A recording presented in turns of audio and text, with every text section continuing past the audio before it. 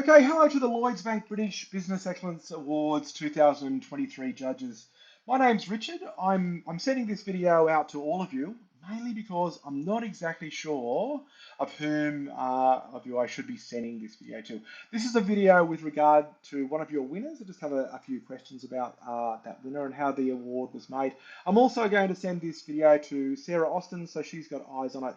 So my questions relate to this award and this winner. So my questions to you are as follows. Um, when this award was given, were you aware that Flare Audio products are the lowest rated in their niche of any product? Yeah. So if you look at all of the different companies that make earbuds and earplugs, they are the lowest rated. Their products get the least ratings. Are you aware that 1 in 3 people who buy a Flare Audio product throw them away? Yeah, give them a 1 or 2 star rating and say that they're not fit for purpose.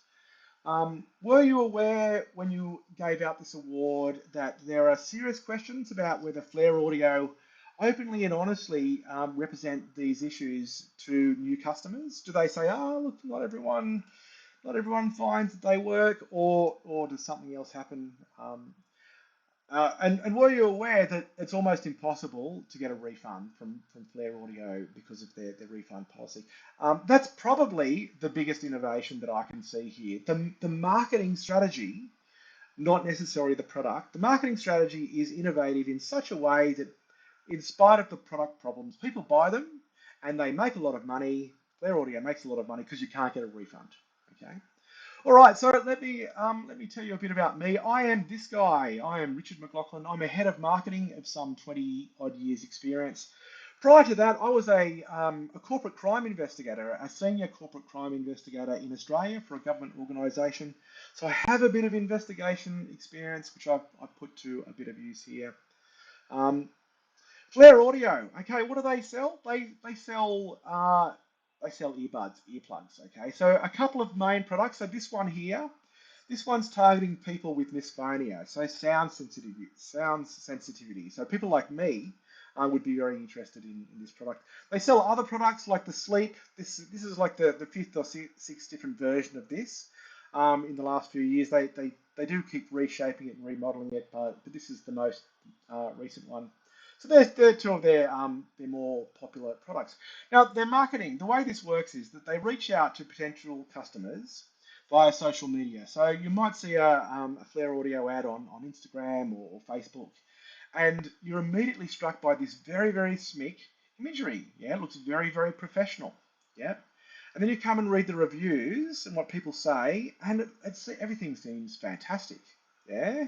Less than 1% of people here said that this product was no good. So you get a great deal of confidence from the material that they send you. Now, because of the price point, you don't bother to cross-check the reviews elsewhere. If it was £1,000 for a TV or something, you're going to look around, you're going to check around. But for a relatively cheap retail product, you don't bother. You just go, well, I'm sure they're telling the truth. You might come and check out their return policy, and you see, all right, 100-day money back guarantee, and so you're fine, you buy it. But then things might go wrong, as indeed they did for me. When I received my Flare Audio product, they were very, very painful to use.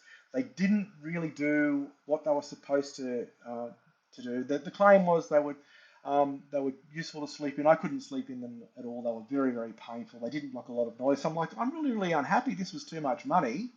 I would like a refund. They're not fit for purpose. I literally could not wear them. Now the refund policy has changed, yeah, but the refund policy is still onerous. Okay, customers are responsible for the cost of return shipping and must use a tracked service. So if you pay £20 for them in the UK, you've got to send them back using a service that might cost £10 because it's you've got to get the packaging and you've got to use a tracked service. It's quite expensive.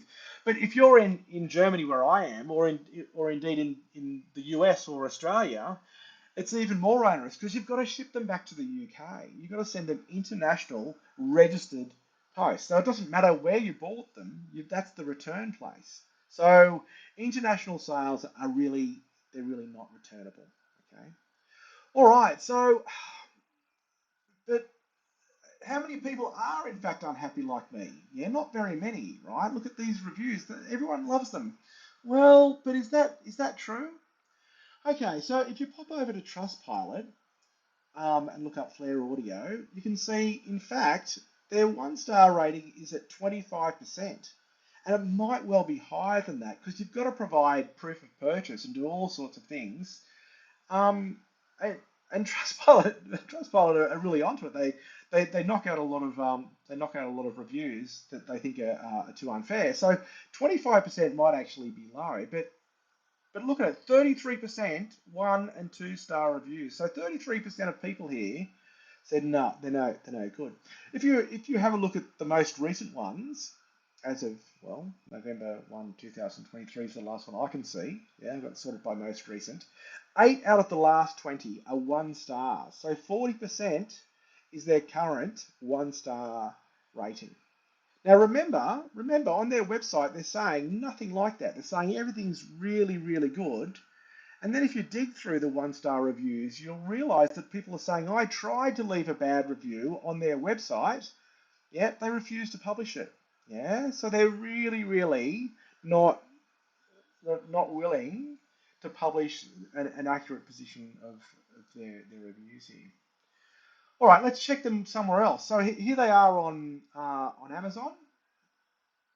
All right, so it's the same product.